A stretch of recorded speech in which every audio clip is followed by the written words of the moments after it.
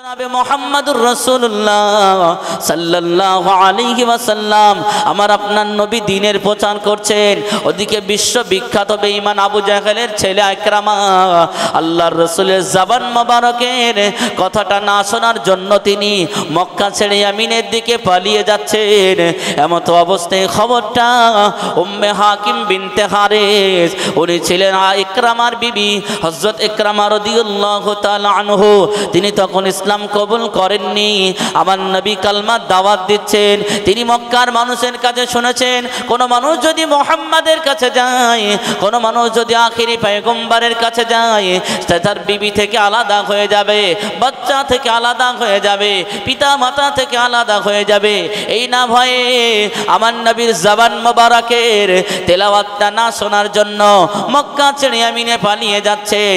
ঠিক চির পরে পরে হযরত ইকরামার বিবি উম্মে হাকিম বিনতে হারিস তিনি আর দেরি করলেন না, দৌড়ে দৌড়ে দৌড়ে দৌড়ে আমার নবী পাকের দরবার শরীফে আসলেন। আমার নবীকে সালাম দিলেন, আসসালাতু আসসালামু আলাইকা ইয়া রাসূলুল্লাহ, ইয়া হাবিবাল্লাহ। হুজুর, আমি একজন মহিলা মানুষ, আমি অন্য কেউ নাই, আমি হলাম ইকরামার বিবি। হুজুর, আমি আপনার কাছে এসেছি, ইসলাম কবুল করতে চাই, আমি কালমা পড়তে চাই, রিসালাতকে মেনে নিতে চাই, আল্লাহ তাওহীদকে মেনে নিতে চাই।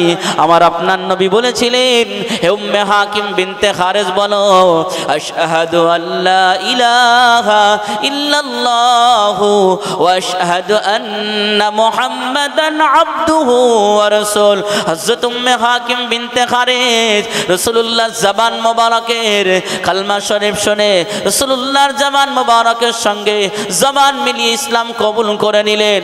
ইসলাম কবুল করে নেওয়ার পরে হযরত উম্মে হাকিম বিনতে হারিস বলেছিলেন, ইয়া রাসূলুল্লাহ, হাবিবাল্লাহ, হুজুর আপনি আমাকে অনুমতি দেন, আমার স্বামী ইকরামা আপনার ভয়ে পালিয়ে গেছে, মক্কা ছেড়ে ইয়ামিনের দিকে পালিয়ে যাচ্ছে।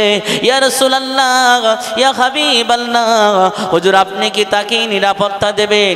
আমার আপনার নবী বলেছিলেন, হে উম্মে হাকিম বিনতে হারিস, আমি রাসূলুল্লাহ সাল্লাল্লাহু আলাইহি ওয়াসাল্লাম আমি তোমার স্বামী ইকরামাকে নিরাপত্তা দিলাম, যাও তাকে ইয়ামিন যাওয়া থেকে রুকিয়ে দাও, ইয়ামিন যাওয়া থেকে রুকে দাও, তাকে পুনরায় মক্কার জমিনে নিয়ে আসো।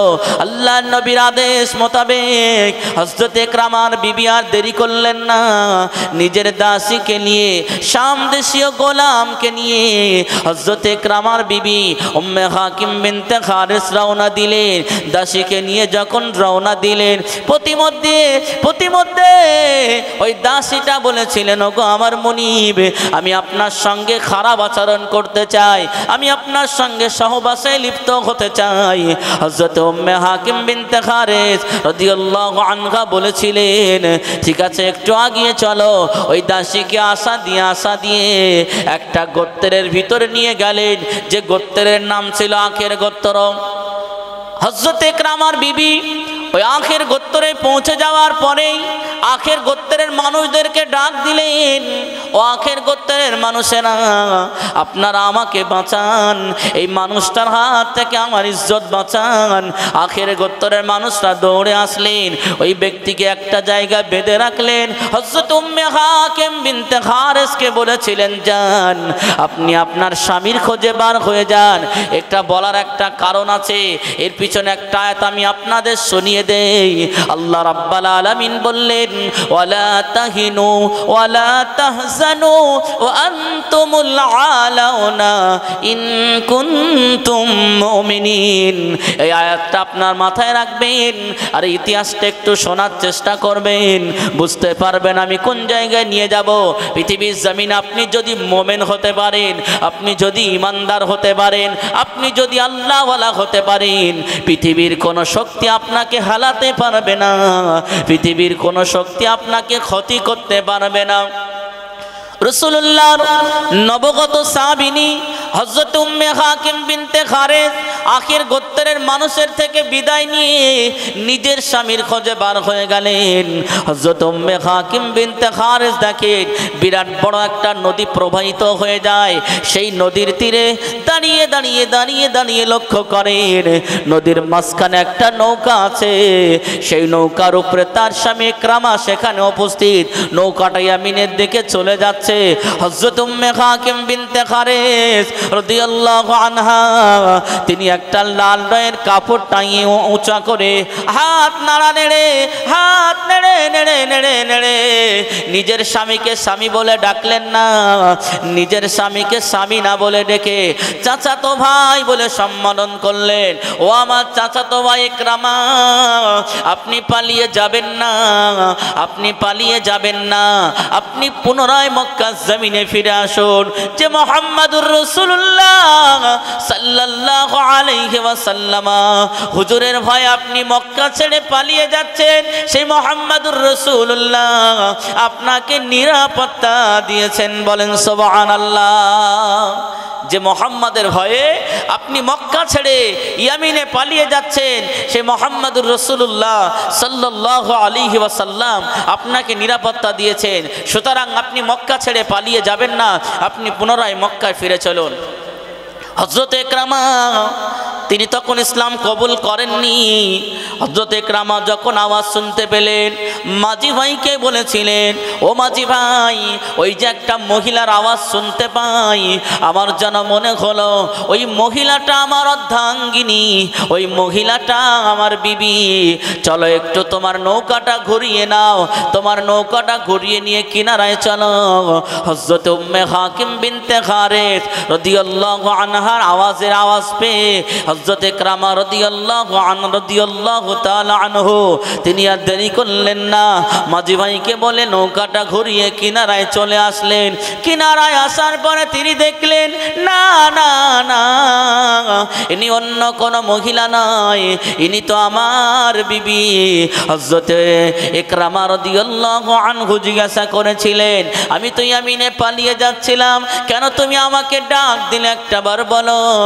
ওই সময় ইকরামার বিবি বলেছিলেন যে মুহাম্মাদুর রাসূলুল্লাহ সাল্লাল্লাহু আলাইহি ওয়াসাল্লামের ভয়ে আপনি মক্কা ছেড়ে ইয়ামিনে পালিয়ে যাচ্ছিলেন, সেই মুহাম্মাদুর রাসূলুল্লাহ সাল্লাল্লাহু আলাইহি ওয়াসাল্লাম আপনাকে নিরাপত্তা দিয়েছে, সুতরাং আপনি পুনরায় মক্কায় ফিরে চলুন। হযরত ইকরামা বলেছিলেন, সত্যি কি আমাকে নিরাপত্তা দিয়েছেন? হযরত ইকরামা বলেছিলেন, সত্যি কি আমাকে নিরাপত্তা দিয়েছেন? ইকরামার বিবি উম্মে হাকিম বিনতে খারেজ বলেছিলেন, হ্যাঁ আপনাকে নিরাপত্তা দিয়েছেন। আল্লাহর রাসূলের নবগত সাহাবীনি বারবার করে বললেন, আখির পয়গম্বর আপনাকে নিরাপত্তা দিয়েছেন।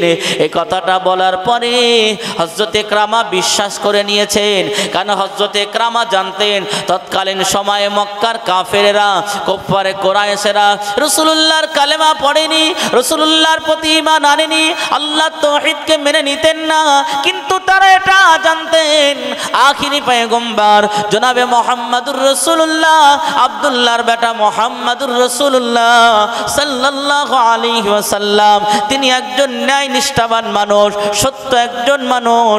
মক্কার কাফেরেরা বেদিন বেঈমানেরা তারা কোন আত্মীয়র বাড়িতে গেলে আমার রাসূলুল্লাহর কাছে তারা নিজেদের সোনা দানা টাকা পয়সাগুলো আমানত হিসেবে রেখে দিয়ে যেতেন, বিশ্বাস করতেন। সেই জন্য তো আমার নবীকে আল আমিন উপাধি দেওয়া হয়েছিল। আল্লাহর রাসূলকে তারা বিশ্বাস করতেন। যখনই উম্মে হাকিম বিনতে খারেজ বলেছিলেন যে মুহাম্মাদুর রাসূলুল্লাহ আপনাকে নিরাপত্তা দিয়েছে, আপনি পুনরায় মক্কায় ফিরে চলুন, হযরত ইকরামা রাদিয়াল্লাহু তাআলা আনহু তিনি তো বিশ্বাস করতেন মুহাম্মদ জীবনে মিথ্যা কথা বলে না। আমার আপনার নবী 63 বছর জিন্দেগিতে কোনোদিনও একটা মিথ্যা কথা বলেননি। বলেন সুবহানাল্লাহ। নিঃসন্দেহে মুহাম্মদ মিথ্যা বলতেন না, সুতরাং আজও তিনি মিথ্যা বলবেন না। যাই আমি মক্কায় ফিরে যাই। হযরত ইকরামা রাদিয়াল্লাহু তাআলা আনহু তিনি মক্কায় ফিরে আসলেন। মক্কায় ফিরে আল্লাহ রাসূল নবী পাক সাল্লাল্লাহু আলাইহি ওয়াসাল্লামের সামনে হাজির। আল্লাহর নবীকে জিজ্ঞাসা করলেন, আসসালাতু আসসালামু আলাইকা ইয়া রাসূলুল্লাহ হাবিবাল্লাহ, আমি ইকরামা তো আপনার ভয়ে মক্কা ছেড়ে পালিয়ে যাচ্ছিলাম, হুজুর আপনি আমাকে কি নিরাপত্তা দিয়েছেন? আমার আমার বিবি আমাকে বলেছে আপনি নাকি আমাকে নিরাপত্তা দিয়েছেন। আল্লাহর নবী বললেন, হ্যাঁ আমি তো তোমাকে নিরাপত্তা দিয়েছি। জোরে বলেন না সুবহানাল্লাহ। ইয়া রাসূলুল্লাহ, ইয়া হাবিবাল্লাহ, আমি আপনার জবান মোবারকের যে কথাটা না শোনার জন্য আমি মক্কা ছেড়ে পালিয়ে যাচ্ছিলাম, ইয়া রাসূলুল্লাহ, হাবিবাল্লাহ, সেই কথাটা আপনি আমাকে একবার শুনিয়ে দেন। আমি ইকরামা কথাটা শুনে ধন্য হতে চাই।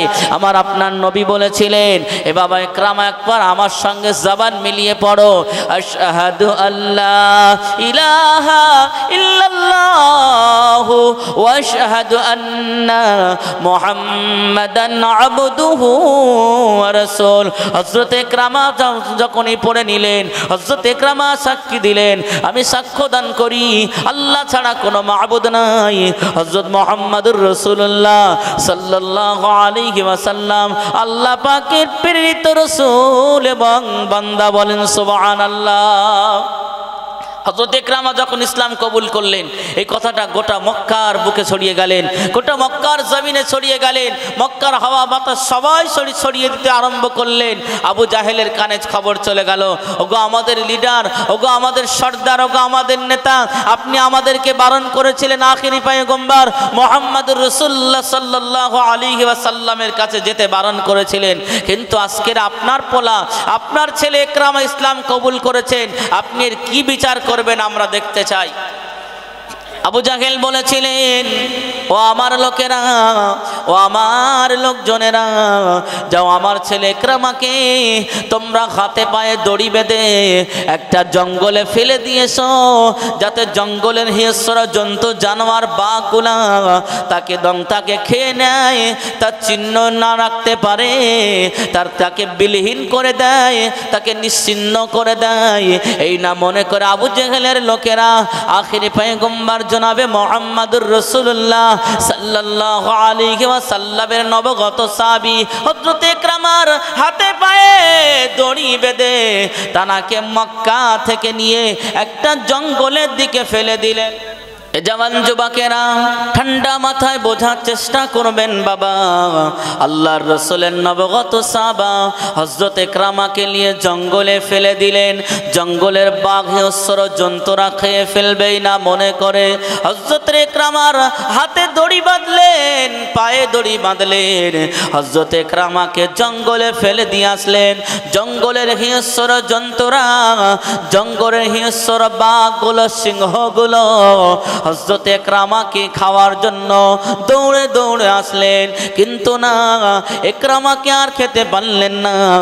ইকরামার গা দিয়ে, শরীর দিয়ে এমন একটা খুশবু বার হয়, এমন একটা মিশকে আম্বারের খুশবু বার হয়, সমস্ত হিংস্র জন্তু জানোয়ারেরা, বাঘগুলো, সিংহগুলো হযরত ইকরামাকে দেখে দাঁড়িয়ে যায়। আল্লাহর রাসূলের নবগত সাহাবী হযরত ইকরামা জিজ্ঞাসা করেছিলেন, কেন তোমরা আমাকে খাচ্ছ না, দাঁড়িয়ে আছো? আল্লাহ রাব্বুল আলামিন বাঘের জবান খুলে দিলেন, জন্তু জানোয়ারদের জবান খুলে দিলেন। তারা জবাব দিতে লাগেন, ও রাসূলুল্লাহ, সাহাবা ইকরামা, আমরা তো আপনাকে খাওয়ার জন্য এসেছিলাম, কিন্তু আপনার শরীর দিয়ে এমন একটা সুন্দর সুঘ্রাণ বার হয়, এমন একটা খুশবু বার হয়, যে খুশবুটি ইতিপূর্বে আখিরি পয়গম্বর জনাবে মুহাম্মদুর রাসূলুল্লাহ সাল্লাল্লাহু আলাইহি ওয়াসাল্লাম হুজুরের শরীর মোবারক থেকে আমরা পেয়েছিলাম। ওই খুশবুর কারণে আমরা জঙ্গলের বাঘগুলা, জঙ্গলের সিংহগুলা আমরা আপনাকে খাওয়া তো দূরের কথা, আপনার একটা নোকের আঁচড় দেওয়ার ক্ষমতা আমাদের নাই। বলেন সুবহানাল্লাহ। আল্লাহ রাব্বুল আলামিন বললেন, ওয়ালা তাহিনু ওয়ালা তাহজানু ওয়া আনতুমুল আলাউনা ইন কুনতুম মুমিনিন। বান্দা তোমরা যদি কমপ্লিট মুমিন হয়ে যাও, বান্দা তোমরা যদি ইমানদার হয়ে যাও, তোমরা যদি বিপদে পড়ো, জঙ্গলে হোক, সাগরের মাথায় হোক, পৃথিবীর যে কোনো প্রান্তার হোক না কেন, বান্দা তোমরা যদি মুমিন হয়ে যাও, তোমরা যদি আল্লাহওয়ালা হয়ে যাও, আমি আল্লাহ তোমাদের সমস্ত বিপদ থেকে বাঁচিয়ে নেব। বলেন সুবহানাল্লাহ।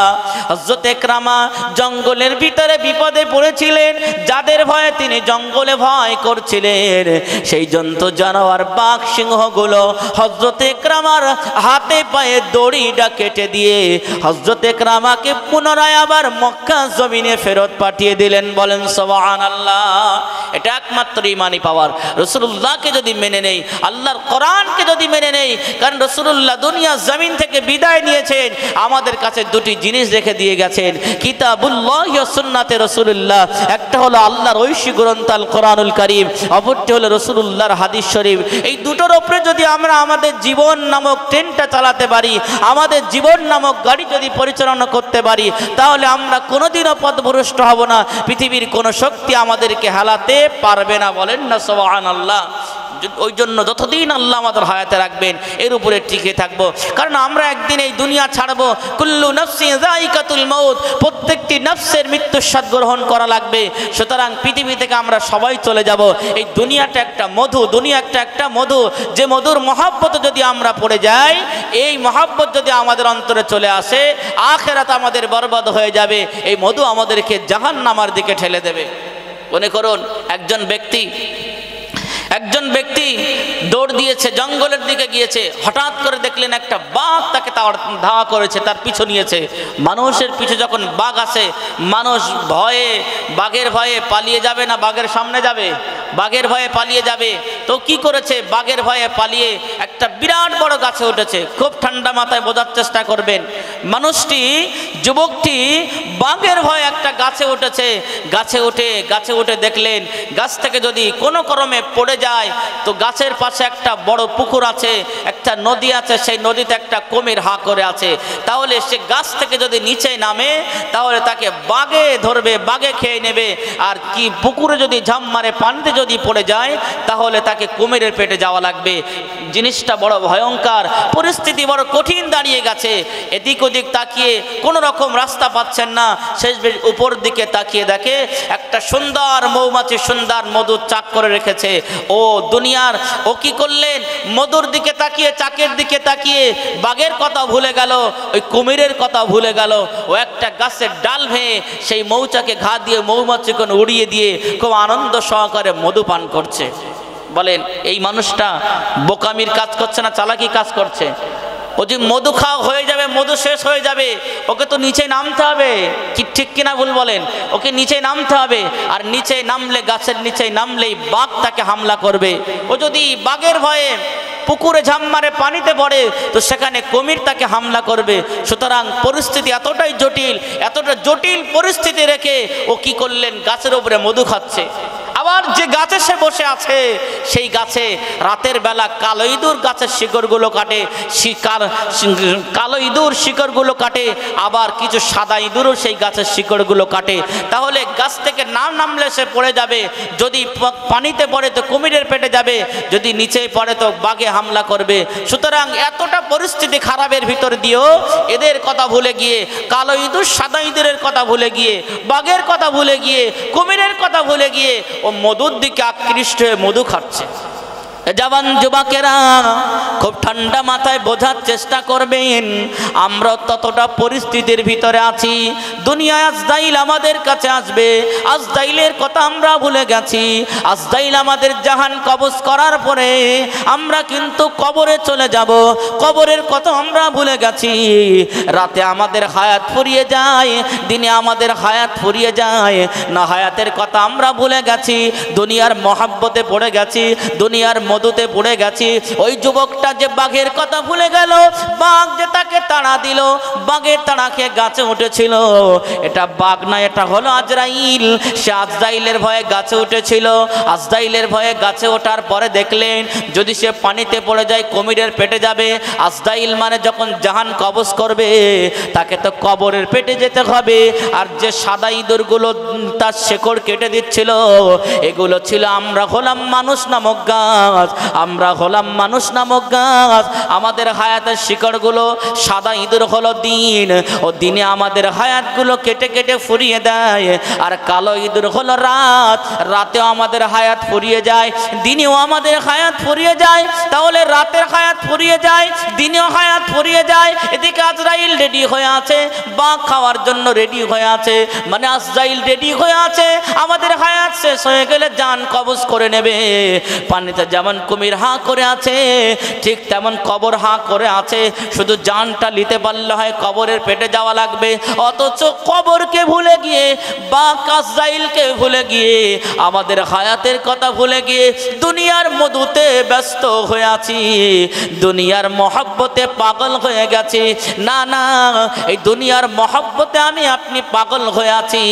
একটাবার চিন্তা করবেন যে নবীর কথা আমাদের মানাটা জরুরি ছিল, যে রাসূলুল্লাহর কথা মানলে আমরা আল্লাহকে পেয়ে যেতাম, যে রাসূলুল্লাহর কথা মানলে আমরা জান্নাত পেয়ে যেতাম।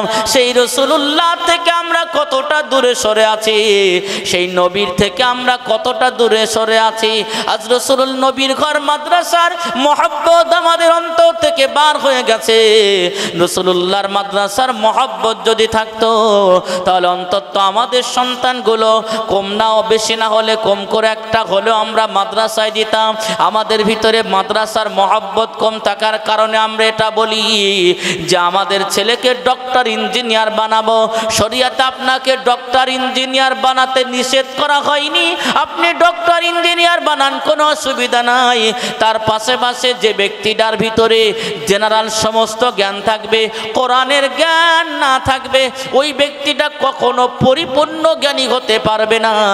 তাহলে পরিপূর্ণ জ্ঞানী হতে গেলে আপনাকে শরীয়তের জ্ঞানে জ্ঞানান্বিত হওয়া লাগবে। আর শরীয়তের জ্ঞানে যদি জ্ঞানান্বিত হতে চান, আমাদেরকে মাদ্রাসায় আসা লাগবে, আমাদেরকে মক্তবে যাওয়া লাগবে, আমাদেরকে মসজিদের ইমামের কাছে যাওয়া লাগবে, এক কথায় আলেমের কাছে যাওয়া লাগবে। আলেমের কাছে যদি না যান, আপনি শরীয়তের জ্ঞান পাবেন না। আর সেই আলেমের কারখানাকে যদি আমরা কুনজরে দেখি, আমাদের ভবিষ্যৎ অন্ধকার ছাড়া আলো দেখার জায়গা আর রইল না। কারণ এই জমিনে, দুনিয়ার জমিনে আর নবী ফিরে আসবেন না।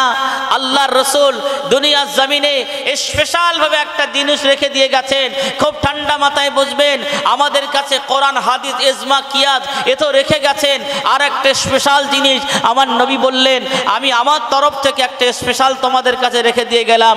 সেই স্পেশাল হলো আল উলামা ওয়ারাসাতুল আম্বিয়া, আলেম ওলামা হলো আমার রসুলের ওয়ারিস। জোরে বলেন না সুবহানাল্লাহ। যারা আলেমদেরকে সম্মান করে, আলেমদেরকে যারা কটু কথা বলে, এর রাসূলুল্লাহ বলেন হাক্কালি আলেমদের যারা অসম্মান করে, তারা যেন আমি নবীকে অসম্মান করলো।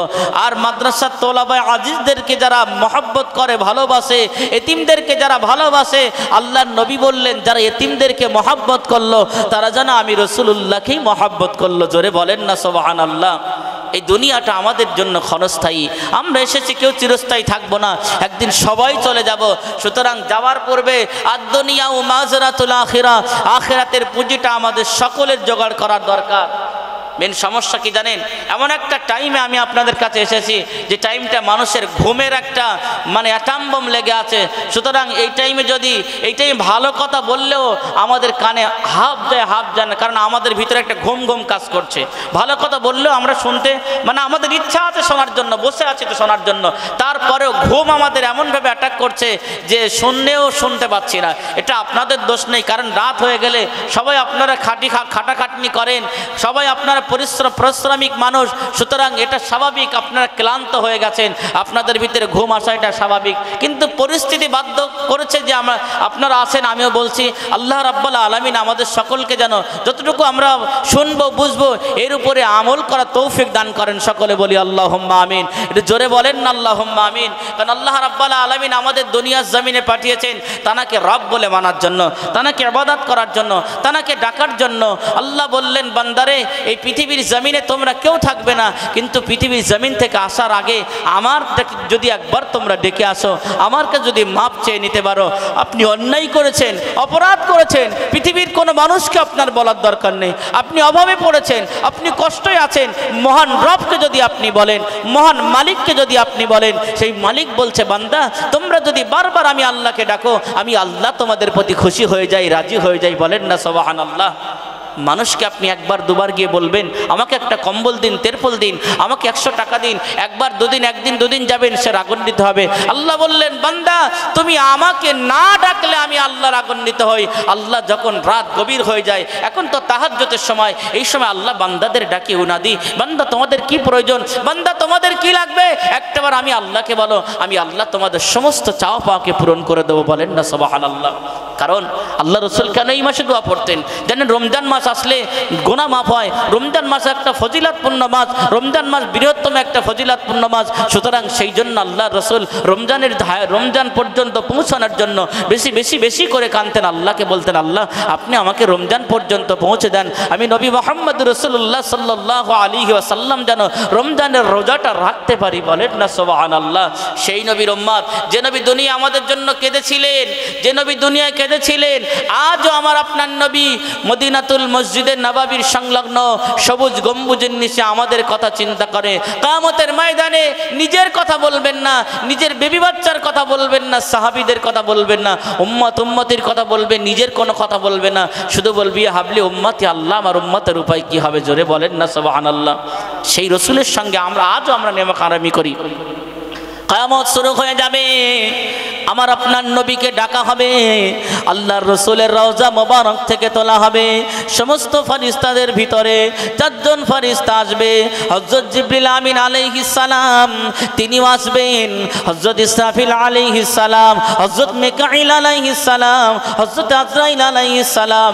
এনাদের ভিতর থেকে হযরত জিবরিল আমিন আলাইহিস সালাম আমার নবীকে সালাম দেবেন, আমার নবীকে ডাকবেন। আল্লাহর নবী সর্বপ্রথমে উঠে বলবেন ও ভাই জিবরাইল আমার উম্মতরা এখন কোথায়? সেদিনও নবী আমাদের কথা ভুলে যাবেন না। আজ কিন্তু আমরা রসুলের কথা ভুলে আছি। এটা জানুয়ারি মাস চলছে, খুব ঠান্ডা মাথায় বোঝার চেষ্টা করবেন। আল্লাহর রসুল বলে গেছেন মান তাসাব্বাহা বিকওমিন ফাহুয়া মিনহুম, যারা যে জাতিদের অনুসরণ করবে, আমার কোন উম্মত যদি ইহুদি নাসারা বেজাতি বেধর্মদের অনুসরণ করে, তারা তাদের সঙ্গে তাদের হাসর নাসর হবে। দেখবেন কিছু মুসলমানের বাচ্চারা এরা কয়েকদিন আগে 31 নাইট পালন করেছে, অনেক চোখে পড়েছে। যত ডিজে বক্স বাজিয়ে গাড়িগুলো গেছে, এদের ভিতরে 90% মুসলমানের বাচ্চা ছিল। যত ডিজে বাজিয়েছে সব কটা মুসলমানের বাচ্চা ছিল, যারা 31 নাইট পালন করেছে। এরা যদি মারা যায়, এদের বিনা জানা যায়, কারণ এটা তো মুশরিক, এরা কখনো রাসূলুল্লাহর কাতারে যাবে না। আল্লাহ রসুল যে বললেন মান তাসাব্বাহা বিকওমিন ফাহুয়া মিনহুম, এই 31 নাইটটা ওটা আমাদের নয়, 31 নাইট আমাদের নয়, জানুয়ারিটা আমাদের নয়। আমাদের জন্য আল্লাহ রাব্বুল আলামিন 365টা নাইট রেখেছেন, এর ভিতরে 13টা নাইট স্পেশাল করেছেন, একটা নাইটকে কোরআনে প্যাকেজ করেছেন। জোরে বলেন না সুবহানাল্লাহ। আল্লাহ রাব্বুল আলামিন বললেন ইন্না আনজালনাহু ফি লাইলাতিল কদর, আমার আল্লাহ লাইলাতুল কদরের রাতকে আমাদের জন্য স্পেশাল বানিয়েছেন। বান্দা যদি লাইলাতুল কদর পেয়ে যায়, আর সেই রাত্রির বান্দা যদি আল্লাহর জিকির করে, আল্লাহকে স্মরণ করে, নিজেদের গুনার জন্য আল্লাহকে বলতে পারে, তাহলে ওই বান্দার জীবনটা ধন্য হয়ে যাবে, ওই বান্দাটা আল্লাহর প্রিয় হয়ে যাবে। বলেন সুবহানাল্লাহ। আমরা কেন তাদের 31 নাইটলি আমরা কেন মাতামাতি করব? ওটা তো আমাদের জন্য নয়, ওটা তো বেধর্মীদের জন্য। যারা জানুয়ারি মাস পালন করে এরা কখনো মুসলমানের খাতারে থাকতে পারে না, এরা মুশরিক। কারণ জানুয়ারি মাসটা কার নামে অনুসরণ করেছেন জানেন? ওরা যাকে মানে, ওরা বহু দেবতাকে পূজা করে, তারা তাদের ধর্ম পালন করবে। লাকুম দীনুকুম ওয়ালিয়া দীন, আমরা আমাদের ধর্ম পালন করব। সুতরাং কোনো হিন্দু ভাইদেরকে আমরা অসম্মান করব না, কোনো হিন্দু দাদাদেরকে আমরা ছোট বড় কথা বলবো না। তারা আমাদের পাশে থাকে, একে অপরের ভ্রাতৃত্ব ভালোবাসা বজায় করে আমরা চলবো। তাই বলে অন্য জাতিদের বেধর্ম অনুষ্ঠান আমরা করব না। সেই জমানায় পূর্বের রোম যারা ছিল, ইউরোপিয়ান ইহুদি খ্রিস্টান যারা ছিল, তাদের কালচার ছিল, তাদের একটা দেবতার নাম হলো জানুস দেবতা। আপনি গুগল ইন্টারনেটে সার্চ করে দেখবেন এই জানুস দেবতার দুটো মাথা ছিল, তার হাতে দুটো জিনিস আছে, একটা ছিল চাবি আর একটা লাঠি। তারা জানে, যারা এই জানুয়ারি পালন করে, পয়লা জানুয়ারি পালন করে, 31st নাইট পালন করে, তারা জানে দেবতার হাতে যে চাবিটা আছে এটা হলো জান্নাতি চাবি। জোরে বলেন না নাউজুবিল্লাহ, জোরে বলেন না নাউজুবিল্লাহ। তারা জানে এই জানুস দেবতাকে যদি আমরা খুশি করতে পারি তো আমাদের জীবন কল্যাণ হয়ে যাবে, আমরা স্বর্গবাস হয়ে যাব।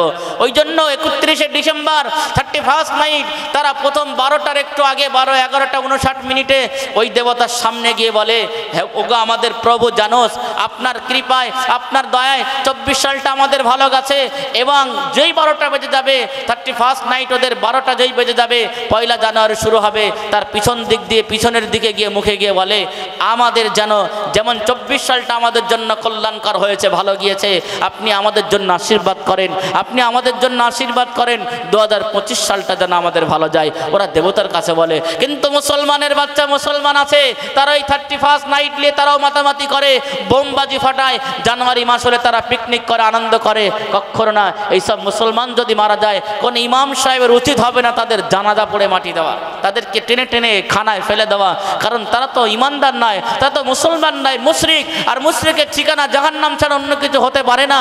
যারা বেধর্মীদের কালচার নিজেদের ভিতরে মানে আনয়ন করে, বেধর্মীদের কালচার নিজেদের ভিতরে নিয়ে লালন করে, তারা কখন রাসূলুল্লাহর উম্মত হতে পারে না, তারা তাদের সঙ্গে আল্লাহর গজবে জাহান্নামে যাবে। সুতরাং আমরা যারা এই ভুলটা করেছি আল্লাহ যেন আমাদেরকে মাফ করে দেন, বলেন আল্লাহুম্মা আমিন। আমি আপনাদের বলবো আপনারা ফিরে আসুন, কারণ এমন একটা কাজ আমরা করব না।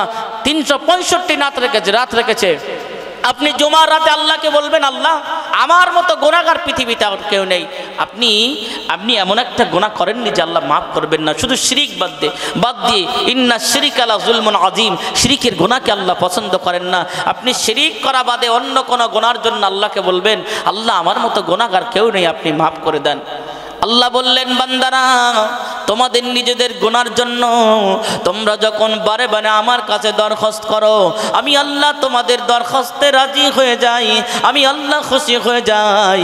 তোমাদের দরখাস্ত করা দেখে আমি আল্লাহ তোমাদের জীবনের গুনাহগুলো মাফ করে দিয়ে মাসুম বানিয়ে দেই, বলেন সুবহানাল্লাহ।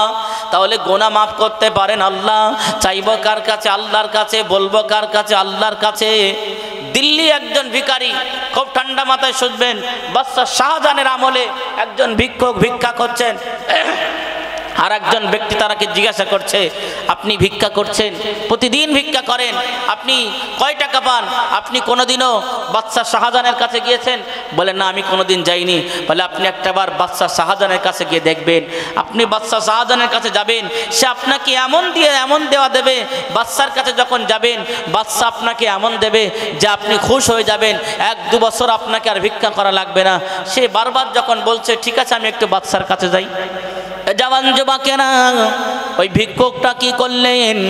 বাদশার কাছে গেলেন, বাদশার কাছে বাদশার খোঁজে বার হলেন, গিয়ে দেখেন বাদশা মসজিদে বসে আল্লাহর কাছে দুটো হাত তুলে চোখ দিয়ে টপ টপ করে পানি ফেলে। বাদশা দুটো হাত তুলেছে আল্লাহর কাছে, ভিক্ষুক বাদশার পিছনে দাঁড়িয়ে আছে। ভিক্ষুক মনে মনে করেন, আমি তো এক ভিখারি, এনার কাছে ভিক্ষা নিতে এসেছি, ইনি তো দেখছি আমার থেকে বড় ভিখারি, যে কিনা হাত উপরের দিকে তুলে চোখ দিয়ে টপ টপ করে পানি গড়িয়ে গড়িয়ে যায়। না না, আমি ভিখারির কাছে আর চাইব না। বাদশার কাছ থেকে ফিরে যাচ্ছেন। বাদশা কি করলেন? দোয়া শেষ করে দিয়ে ওই ভিক্ষুককে ডাক দিলেন, বাবা তুমি কেন পালিয়ে যাও? তোমাকে দেখে মনে হচ্ছে তুমি একজন ভিক্ষুক। যারা ভিক্ষা করে না, যারা অসহায় গরিব না, তারা আমার কাছে চায়, আর তুমি একজন ভিক্ষুক হয়ে আমার কাছে না চেয়ে পালিয়ে যাচ্ছ কেন? কি অপরাধটা আমার আছে একটাবার বলো।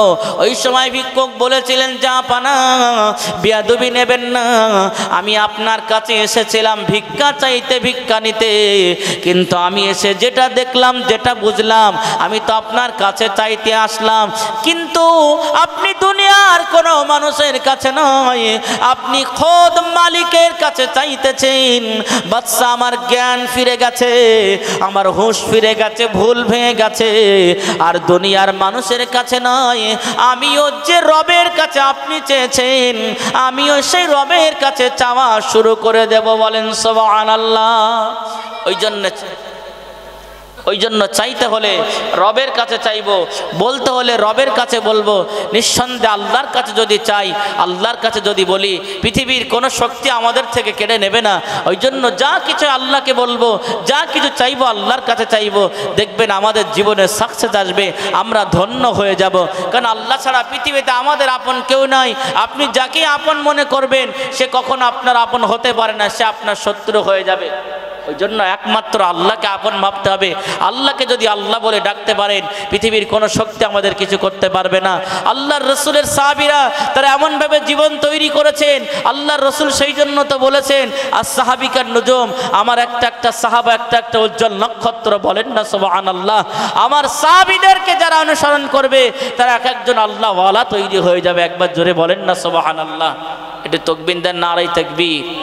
ঘুম ছেড়ে যাক, অন্তত চাপড়া এলাকার মানুষ বুঝতে পারুক না বেদবিড়িয়ার মানুষ এখনো জেগে আছে, এখনো বেঁচে আছে। তাকবীর দেন, নারায়ে তাকবীর, নারায়ে তাকবীর। আল কোরআনের আলো, আল হাদিসের আলো, নারায়ে তাকবীর। কাঁদে উম্মাত, কাঁদে মুমিন, কাঁদে মুমিনা, খালি ভুবন রহিল পড়ে আর নবী এলো না। কাঁদে উম্মাত, কাঁদে মুমিন, কাঁদে মুমিনা, খালি ভুবন রহিল পড়ে আর নবী এলো না। আসবে না নবী আর এই ভুবনে, হইবে না দেখায়ার এই জীবনে। দেখা দিও নবী তুমি হাসরের দিনে। কাঁদে উম্মাত, কাঁদে মুমিন, কাঁদে মুমিনা, খালি ভুবন রহিল পড়ে আর নবী এলো না। আল্লাহুম্মা সাল্লি আলা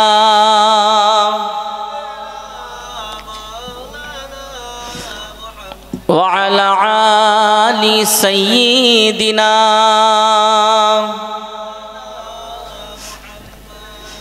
আমার ভাইরা, দিন এমন একটা জিনিস, শরীয়ত এমন একটা জিনিস, অনেকেই বলে আপনার ওয়াজ শুনেছেন যে দিন খুব কঠিন, দিনকে মানা খুব কঠিন। না, আল্লাহ রসুল নিজেই বললেন আর দিন ইসরুন, দিন সব থেকে সোজা, সব থেকে সরল হচ্ছে দিন।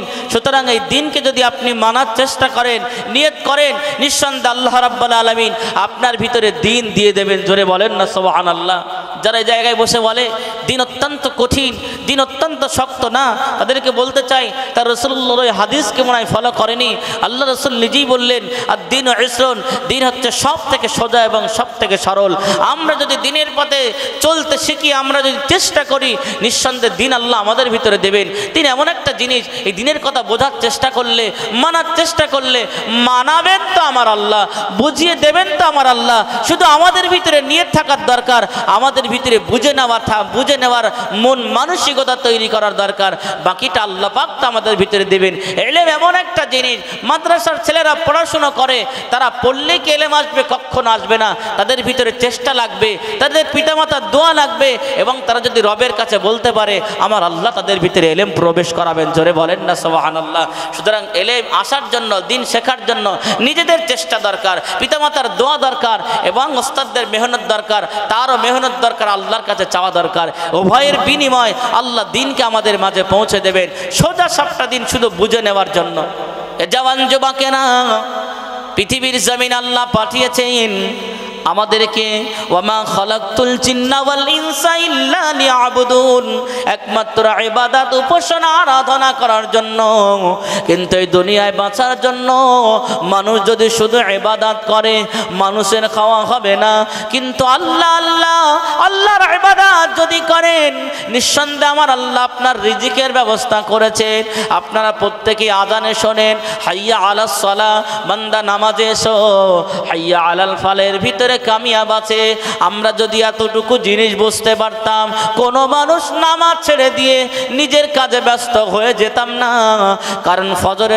কারণ আল্লাহ রাব্বুল আলামিন বললেন বান্দা তোমরা নামাজ আদায় করো, বান্দা তোমরা নামাজ আদায় করো এবং গোটা পৃথিবীতে তোমরা ছড়িয়ে দাও, তোমরা পৃথিবীতে ছড়িয়ে যাও, আমি আল্লাহ তোমাদের রুজির ব্যবস্থা করেছি। ফাইদা কুদিয়াতিস সালাহ ফান্তাশিরু ফিল আরদ, বান্দা তোমরা সালাত আদায় করো, গোটা পৃথিবীটা ছড়িয়ে যাও। ফজরের আজান যখন হয় আমরা একটা বিড়ি মুখে দিয়ে দেই, কোদাল ঘাড়ে নেই, গামছা নিয়ে কলকাতায় বা মাঠে কাজে চলে যাই, অথচ আল্লাহ বললেন তোমরা নামাজ আদায় করো, পৃথিবীতে ছড়িয়ে যাও।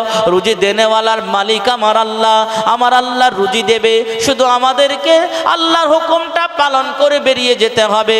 আপনি মনে করুন ধান লাগিয়েছেন, কবি লাগিয়েছেন, সকালবেলা মাঠে গিয়ে দেখেন আপনার বেগুনে পোকা লেগে গেছে, না না আপনি আল্লাহর হুকুমটা না পালন করার কারণে হয়তো এটা বরকত আপনার ফেল হয়ে গেছে। আপনি যদি আল্লাহর হুকুমটা পালন করে যেতেন আপনার বেগুনটা হয়তো পোকা লাগতো না, আপনার আর কষ্ট হতো না। আপনি আল্লাহর হুকুমটা না পালন করার কারণে এটা আপনার হতে পারে। সুতরাং আল্লাহ যে বললেন বান্দা সিরু ফিল আরদ, গোটা পৃথিবীতে তোমরা ছড়িয়ে দাও, আমি আল্লাহ তোমাদের রুজি দেব। আজ মানুষেরা আমরা আল্লাহর হুকুম ফাঁকি দেই কেন জানেন? আল্লাহর হুকুম ফাঁকি দেওয়ার মূল কারণ হলো আমাদের অর্থ উপার্জন করা। কারণ আমাদের বিবি আছে, বাচ্চা আছে, বাবা আছে, মা আছে, সন্তান আছে, আমার নিজের একটা পেট আছে, তাদের মুখে দুবেলা দুমুঠো সুন্দরভাবে অন্ন তুলে দেওয়ার জন্য আল্লাহর হুকুম ছেড়ে দেই। রোজা আমরা রাখতে পারি না কারণ আমরা মুনিশ খাটি, মাঠে যাই, জন্মজুরি খাটি, আমাদের কষ্ট হবে বলে রোজা রাখি না। তাহলে এক কথায় আল্লাহর হুকুমকে ছেড়ে দেই রুজি অনশনের জন্য।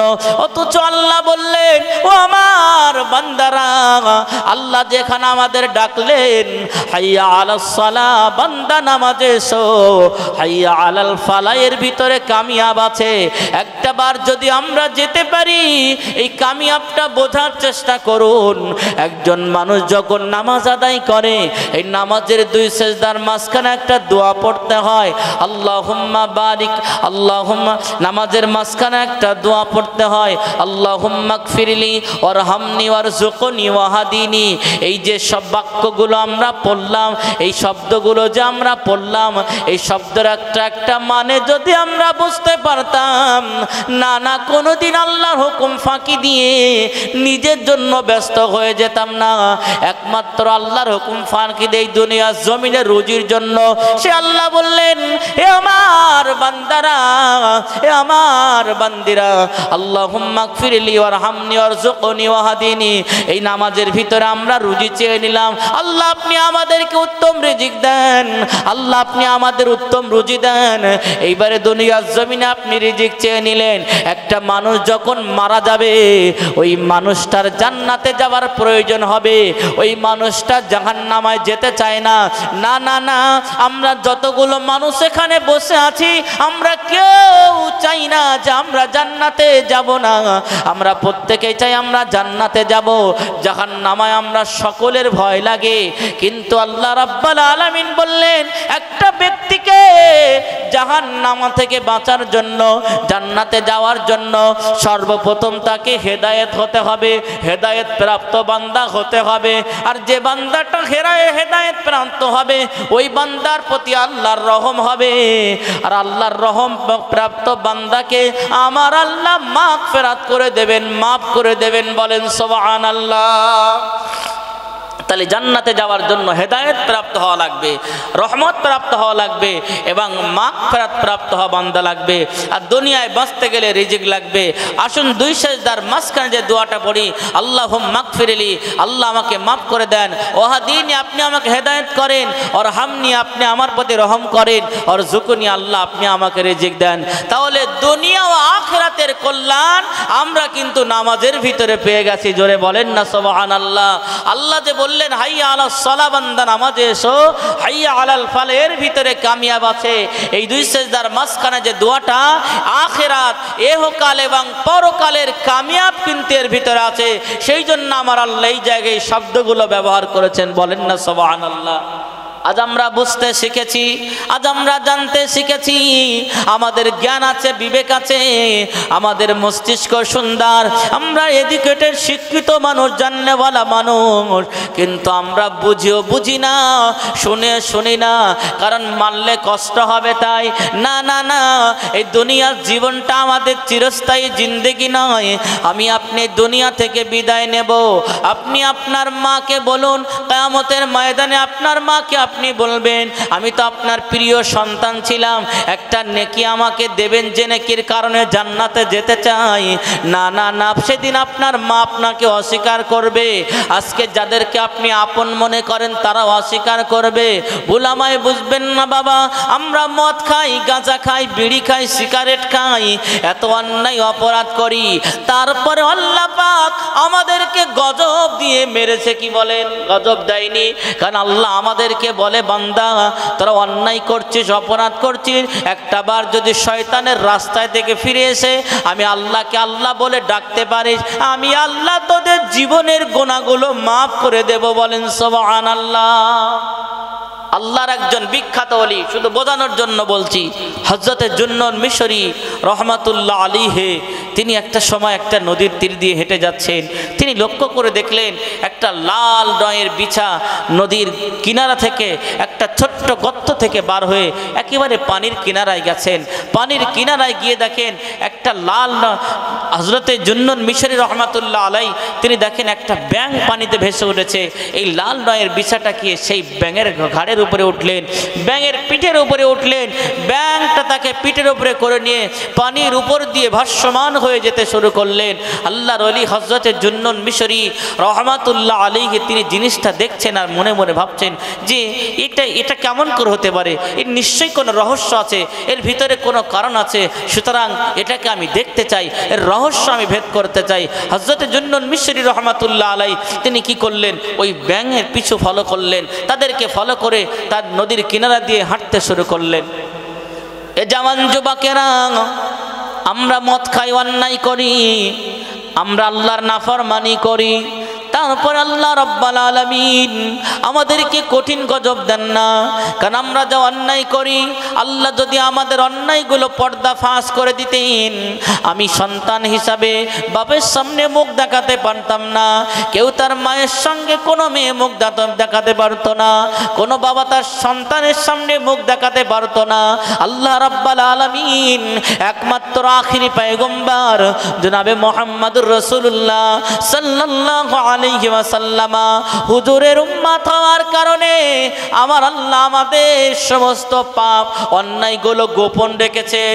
সেই জন্য আল্লাহ বললেন, বান্দা আমি তোমাদের গোপন গোপন গুনাহগুলো তোমরা যদি গোপনে রাতের অন্ধকারে তাহাজ্জুদ পড়ে আমি আল্লাহর কাছে বলতে পারো, আমি আল্লাহ তোমাদের গোপন গুনাহগুলো মাফ করে থাকি। বলেন সুবহানাল্লাহ। হযরত জুন্নুন মিশরি রহমাতুল্লাহ আলাইহি দেখেন যে লাল রঙের বিছাটা ওই ব্যাঙের ঘাড়ে উঠে তিনি আস্তে আস্তে যেতে লাগলেন। ইনিও তানার সেই ব্যাঙের পিছনে পিছনে যাচ্ছেন। হঠাৎ হযরত জুন্নুন মিশরি রহমাতুল্লাহ আলাইহি দেখেন একটা জায়গায় নদীর পাড়ে একটা যুবক শুয়ে আছে। সেই যুবকের মাথার কাছে একটা বিষধর সাপ শুয়ে আছে এবং ফেনা তুলে আছে, যে কোনো মুহূর্তে তাকে দংশন করতে পারে, সবল দিতে পারে। সেই সাপ যদি একবার দংশন করে, সাপ যদি একবার সবল করে, যুবকটার আর বাঁচা হবে না, দুনিয়া থেকে বিদায় নিতে হবে। অথচ যুবকটা বিভোর হয়ে পড়ে আছে। আল্লাহর ওলি দেখেন ওই ব্যাঙটা গিয়ে ওই যুবকের কাছে থেমে গেলেন। পানি থেকে একটু কিনারায় চলে আসলেন। লাল রঙের বিছাটা নিজের পায়ের উপরে ভর করে গুটি গুটি পায়ে আসতে লাগেন। ওই যুবকটা এসে ওই লাল রঙের বিছাটা এসে যুবকের মাথার কাছে যে সাপটা ফেনা তুলেছিলেন, ওই লাল রঙের বিছাটা এসে ওই যুবকের মাথার কাছে সাপটাকে তার দাঁত দিয়ে তার ঘাড়ের উপরে উঠে মাথায় গিয়ে তাকে কামড়ে কামড়ে পুনরায় জমিনে শুইয়ে দিলেন। আল্লাহর ওলি হযরত জুন্নুন মিশরি রহমাতুল্লাহ আলাইহি বর্ণনা করেন, আমি দূর থেকে জিনিসগুলো ফলো করে দেখলাম, ওই সাপটাকে যখন কামড়ে জমিনে শুইয়ে দিলেন, সাপটা মারা গেল, সাপটা সোজা হয়ে গেল। পুনরায় লাল রঙের বিছুটা ও আবার ব্যাঙের পিঠের উপরে উঠলেন, নিজেদের গন্তব্যের দিকে রওনা দিলেন। তারা নিজেদের গন্তব্যের দিকে যেতে আরম্ভ করলেন। আল্লাহর ওলি হযরত জুন্নুন মিশরি রহমাতুল্লাহ আলাইহি হুজুর আমার আস্তে আস্তে গুটি গুটি পায়ে ওই যুবকের কাছে গেলেন। গিয়ে দেখেন যুবক মাতাল অবস্থায় শুয়ে আছে, বিবর হয়ে শুয়ে আছে। যুবকের মুখে মশা মাছিগুলো উড়ে উড়ে বসে আর বার হয়ে যায়। আল্লাহর ওলি হযরত জুন্নুন মিশরি রহমাতুল্লাহ আলাইহি ওই যুবককে গিয়ে তোলেন। এ যুবক একটা বার ওঠো, এ যুবক উঠে বসো, এ যুবক একটা বার উঠে বসো। ওই যুবক উঠে বসলেন। ওই যুবক যখন উঠে গেলেন, আল্লাহর ওলি বলেছিলেন, যুবক দেখো দেখো এই যে সাপটা তোমার মাথার কাছে শুয়ে আছে, এই সাপটা কেন শুয়ে আছে এ যুবক তুমি কি বলতে পারবে? ওই সময় যুবক বলেছিলেন, ওগো আল্লাহর বান্দা, আমি আপনাকে চিনি না, আমি আপনাকে জানি না, তবে এই যুবক সাপ কেন শুয়ে আছে বলতে পারবো না, কারণ আমি হলাম একজন মাতাল। আমি মদ্যপায়ী অবস্থায় মদ খেয়ে আমি এ জায়গায় পড়ে আছি।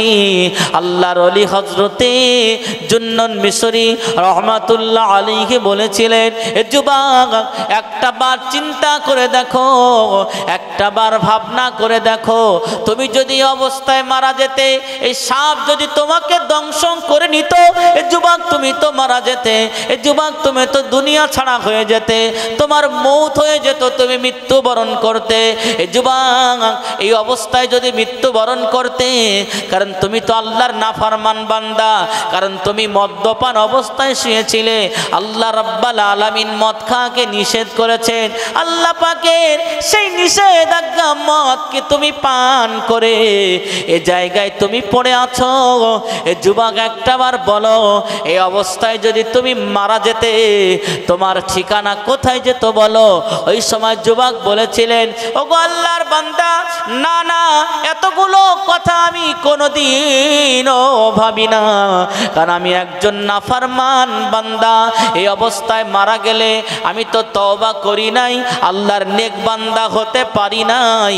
সুতরাং এই অবস্থায় যদি আমি মারা যেতাম, সাপের দংশন খেয়ে মারা যেতাম, তাহলে আমার ঠিকানা জাহান্নাম হয়ে যেত, কারণ আমি আল্লাহর নাফরমান বান্দা। আমি আল্লাহর প্রতি আল্লাহর ইবাদত করি নাই, আল্লাহর প্রতি ঈমান স্থাপন করি নাই, রাসূলুল্লাহকে নবী বলে মেনে নিতে পারি নাই। এই অবস্থা আমি পড়েছিলাম। ওই সময় যুবক বলেছিলেন, ওগো আল্লাহর বান্দা, আপনি আমার যে ভুলটা শুধরে দিলেন, আমি অত্যন্ত খুশি হয়ে গেছি। তবে আপনি আপনার জবান থেকে আল্লাহর একত্ববাদকে আমাকে স্বীকারোক্তি দেন। আপনি একবার আমাকে কালমা পড়িয়ে দেন। হযরতে জুন্নুন মিশরি রহমাতুল্লাহ আলাইহি ওই যুবককে কালমা পড়িয়ে দিয়ে ইসলামী ছায়াতলে এনে তাকে আল্লাহওয়ালা বানিয়েছিলেন। বলেন সুবহানাল্লাহ।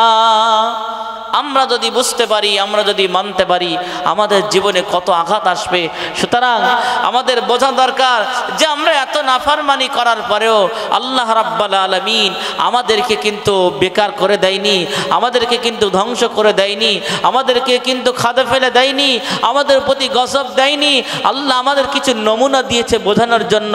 যদি আমরা বুঝতে পারি, সেগুলো যদি মানতে পারি, নিঃসন্দেহে আল্লাহ রাব্বুল আলামিন আমাদের জন্য রেখেছেন তানার দয়ার জান্নাত। বলেন সুবহানাল্লাহ।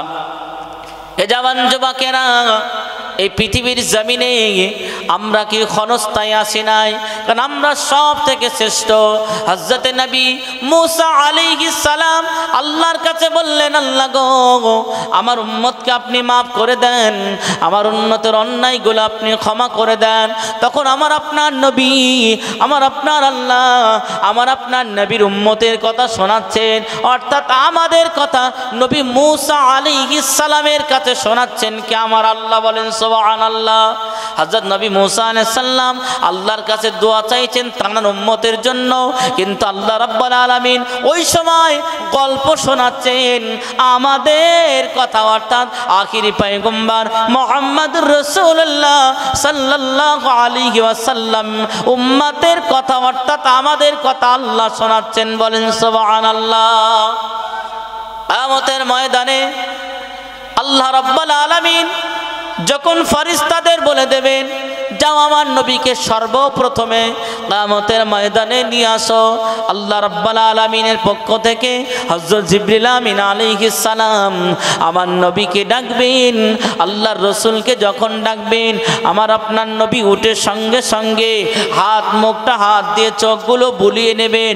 মানুষ যখন ঘুমে থেকে ওঠে, মানুষ একটু মুখে হাত বুলিয়ে দেয়, আমার নবী মুখে হাত বুলাবেন। হাত মোবারক যখন বুলাবেন আর বলবেন, ও ভাই জিবরাইল, আমার উম্মতের এখন কোথায় আছে? আল্লাহর নবী সেদিনও কিন্তু আমাদের কথা ভুলবেন না, আল্লাহর নবী সেদিন আমাদের কথা ভুলে যাবেন না। হযরত জিবরিল আমিন আলাইহিস সালাম বলবেন, ইয়া রাসূলুল্লাহ, ইয়া হাবিবাল্লাহ, হুজুর এখন আপনার উম্মতকে তোলা হয়নি, তারা যাচ্ছে নিজের নিজের কবরে আছে, তারা যাচ্ছে নিজের নিজের কবরে আছে। ইয়া রাসূলুল্লাহ, ইয়া হাবিবাল্লাহ, হুজুর সর্বপ্রথমে আপনাকে তোলা হবে, আপনার উম্মতদেরকে তোলা হবে, অন্য অন্য নবীদের এবং তাদের উম্মতদেরকে তোলা হবে। কিয়ামতের ময়দানে সমস্ত মানুষকে একত্রিত করা হবে। সেদিন সবাই বলবে নফসি, সবাই বলবে নফসি, নবীও নফসি নফসি করবে, সবাই কিন্তু নফসি নফসি করবে। এতগুলো আওয়াজের ভিতরে, এতগুলো শব্দের ভিতরে একটা করুণ আওয়াজ ভেসে আসবে, একটা মধুর আওয়াজ ভেসে আসবে, একটা করুণ আওয়াজ ভেসে আসবে। যে অবস্থা এটাই হবে, ইয়া হাবলি উম্মতি, ইয়া হাবলি উম্মতি, আল্লাহ আমার উম্মতের উপায় কি হবে? সবাই নিজের জন্য কাঁদবে, আল্লাহ আমার উপায় কি হবে?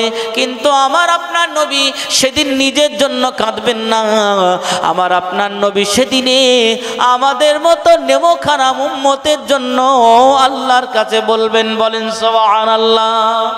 তাহলে সেই নবী কাজ আমরা ভুলে আছি, সেই নবীর শেখানো নামাজকে আমরা আদায় করি না, সেই রসুলের মাদ্রাসাকে আমরা কদর করি না।